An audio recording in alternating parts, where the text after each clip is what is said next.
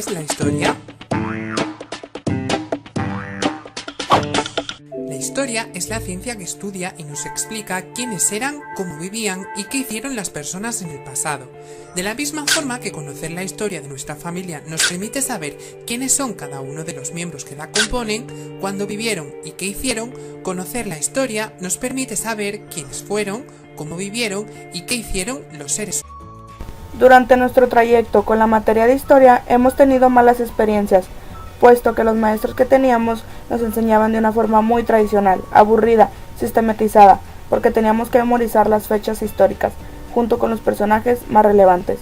Solo utilizaban libros de texto, todas las clases eran muy rutinarias, porque nunca se realizaban otros métodos para interesarnos y para que nos pudiera llamar la atención, además de que los docentes no se adentraban a los temas como deberían de haberlo hecho.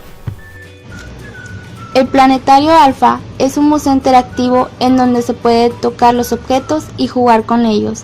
Esto despierta el interés y conocimiento en el niño por la ciencia y la tecnología. Dentro del museo se encuentra una pantalla grande IMAX en donde se proyectan algunos videos y documentales. Asimismo, se encuentra el pabellón El Universo, en donde se puede apreciar una obra maestra realizada por el artista mexicano Rufino Tamayo.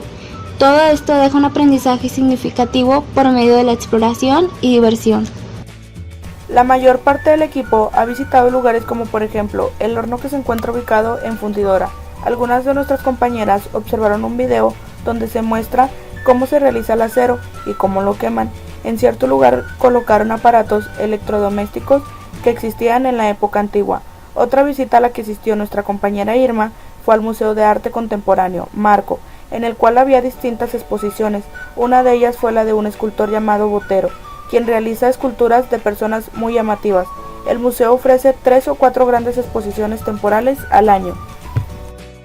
Todas coincidimos que nos gustaría aprender historia de manera dinámica, creativa y divertida como lo hizo la maestra Yadira en el semestre pasado, que por medio de imágenes hicimos una línea del tiempo con nuestros conocimientos. Nos iba dando pistas hasta le tomó una foto para ver cómo había quedado. Al otro día ella acomodó las imágenes por fechas y después nos dio una explicación de la época en que habíamos hecho la secuencia.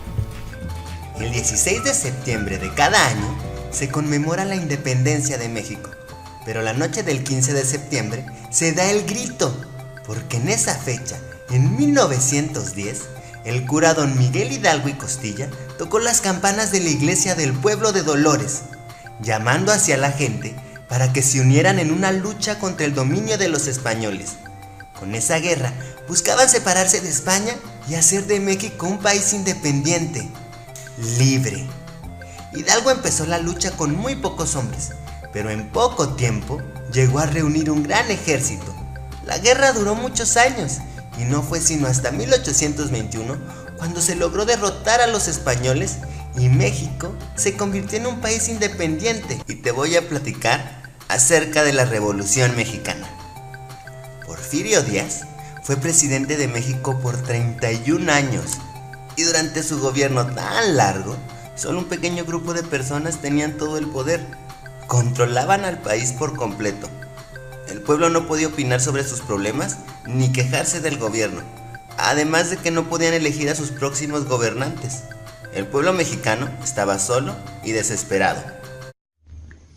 Estos personajes han sido significativos, puesto que han perdurado hasta la actualidad al habernos sido enseñados desde nuestros primeros años de educación, en donde no solo fueron aprendidos mediante libros, debido a que se tuvieron experiencias en donde nos involucramos mediante dramatizaciones, cuentos, entre otros, que dejaron en nosotros un aprendizaje que nos llevó a relacionar la fecha con el acontecimiento y a tener una comprensión de lo que sucedió e hicieron por nuestro país.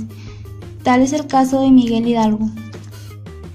Uno de los personajes más importantes de la independencia ha sido Miguel Hidalgo, el padre de la patria, quien recibió la ciudad de la Ilustración y entendió el problema que la Nueva España tenía, por lo que su participación en el movimiento de independencia fue inminente cuando Ignacio Allende lo invitó a participar.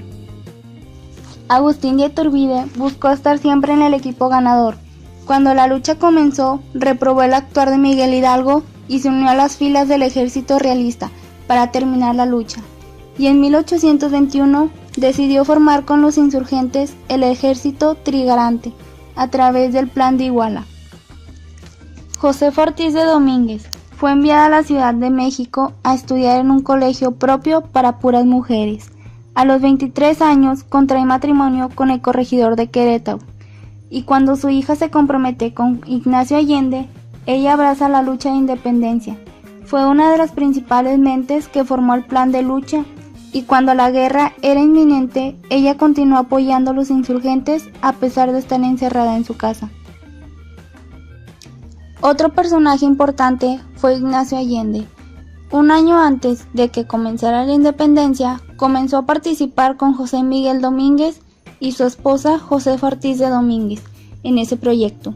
En un principio, él motivó a Juan Aldama para que encabezara la lucha, pero por diversos factores tuvo que acceder a que fuera Miguel Hidalgo quien comenzara el movimiento. Es por esto que actualmente realizan desfiles del 16 de septiembre, gracias a la lucha de la independencia de México. Por eso, algunas veces las niñas van vestidas con faldas de los 3 colores, siendo el verde, blanco y rojo, y con blusas campesinas. En el caso de los niños, llevan camisa blanca y pantalón de mezclilla. Asimismo, en México, al cumplir los 15 años, se les hace una gran fiesta a las jovencitas con su vestido de 15, dependiendo de la economía de los padres de familia, puesto que ellos son los que pagan en su mayoría esta fiesta. Otra de las celebraciones que se festeja aquí en México es el Día de Muertos, siendo el 2 de noviembre, en el que la gente hace varios platillos que le gustaba a la persona que falleció. Es como una fiesta, ya que todos los familiares de la persona fallecida se reúnen ofreciéndole un altar. Dentro de la familia es fomentada por medio de historias contadas por nuestros padres o abuelos, las cuales muchas de las veces no son muy interesantes, porque nos hablan de cómo era antes nuestro país o de las distintas tradiciones que se vivían anteriormente. También por medio de cartas, libros antiguos e incluso por medio de las tradicionales leyendas que hasta el momento son historias muy interesantes. En la escuela, la historia es enseñada por diversos medios, los cuales son a través de las distintas fechas cívicas celebradas en las escuelas, como lo son las asambleas, en donde se recuerdan los hechos históricos más relevantes. También la historia es enseñada a través de los personajes y sus hechos históricos. Acontecimientos por medio de textos como lo son las biografías, por medio de libros y videos en donde se cuenta la historia de una manera más interactiva e interesante, o también por medio de documentales. En la comunidad, la historia se fomenta por medio de las tradiciones y costumbres que se viven y que se han mantenido en ese lugar durante los últimos años. Un ejemplo claro es la independencia de México. También es fomentada por los distintos desfiles que se realizan año con año.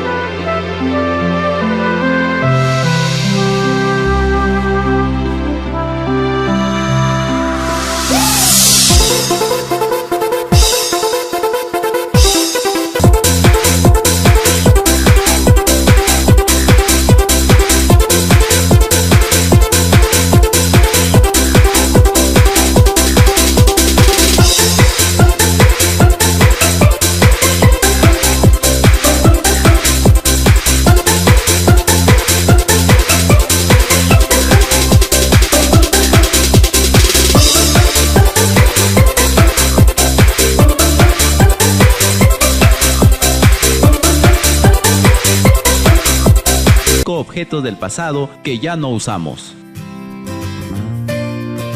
Número 5. Reloj despertador.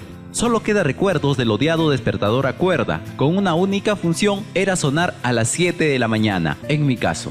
Hoy por el contrario, todos usamos nuestros móviles para esta tarea y tenemos libertad de escoger la melodía con que despertar, o hasta puede ser nuestra música favorita. Número 4. Fax. Su época fue en los finales de los 80 y 90. Su tecnología para ese entonces era realmente sorprendente, pero ya no sirven absolutamente para nada. Con la llegada de los correos electrónicos, murió. Número 3. CDs.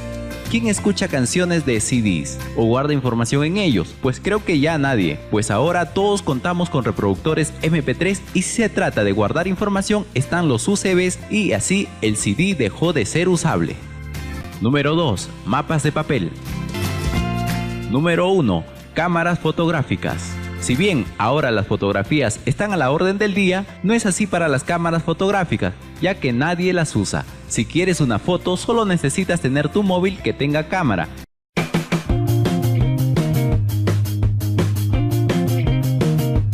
Ahora, en lo actual, pues los niños ya no son más que de pura laptop y los celulares, que no se diga, que no los sueltan para nada, ¿verdad? Y es que la tecnología ha acaparado toda infancia. Aquellas canicas, valeros, yoyos han sido reemplazados por celulares, tabletas electrónicas, videojuegos. Y es que resulta impresionante ver niños que a temprana edad pueden utilizar un celular, incluso hasta mejor que sus propios padres.